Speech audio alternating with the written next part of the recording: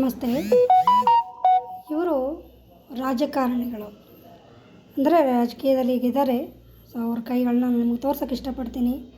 Luck line ಮೇಲೆ ನೋಡಿ triangle ಹೇಗೆ ಬಂದಿದೆ ಅಂತ ಕರೆಕ್ಟಾಗಿ ನೋಡ್ಕೊಳ್ಳಿ. ಭಾಳಷ್ಟು ಕೇಳ್ತಾ ಇರ್ತೀರಲ್ಲ, ಸೊ ಒಳ್ಳೆಯ ಕೈ ಈ ಥರ ತೋರಿಸಿ ಮೇಡಮ್ ಅಂತ. ನೋಡಿ ಲಕ್ ಲೈನಲ್ಲಿ ಹೇಗೆ ಇವ್ರಿಗೆ ಟ್ರಯಾಂಗಲ್ಸ್ ಬಂದಿದೆ ಅಂತ.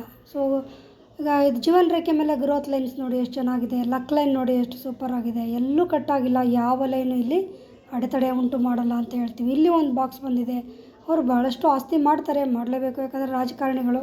ಸೊ ಅವ್ರು ನಗ್ತಾ ಇದ್ದಾರೆ, ಇರಲಿ. ಸೊ ಇಲ್ಲಿ ನೋಡಿ ಸೂರ್ಯ ಪರ್ವತದ ಮೇಲೆ ಇರ್ತಕ್ಕಂಥ ಲೈನಲ್ಲಿ ನೋಡಿ ಹೇಗೆ ಬಂದಿದೆ ಅಂತ. ಇಲ್ಲೂ ಕೂಡ ಒಂದು ಟ್ರಯಾಂಗಲ್ ಬಂದಿದೆ, ಎರಡೆರಡು ಲೈನ್ಸ್ ಇದೆ.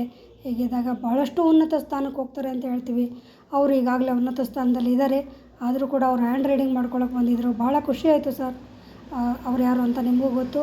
ಸೊ ಅದನ್ನು ನಾನು ಹೇಳಲಿಕ್ಕೆ ಹೋಗೋದಿಲ್ಲ. ಇಲ್ಲಿ ಇನ್ನೊಂದು ಸರಿ ನೋಡ್ಕೊಳ್ಳಿ. ಇಷ್ಟು ಮಾತ್ರ ನಾನು ಅವ್ರದನ್ನು ಅನಾಲಿಸಿಸ್ ಮಾಡಬೇಕು ಅಂತ ಕೇಳಿಕೊಂಡೆ. ಅವ್ರು ಆಯಿತು ಅಂತ ಒಪ್ಕೊಂಡ್ರು.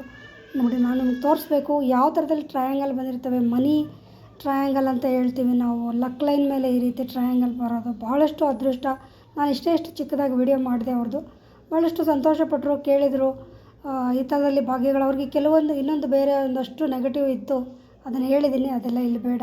ಸೊ ಇದಿಷ್ಟನ್ನು ನೀವು ತಿಳ್ಕೊಳ್ಳಿ.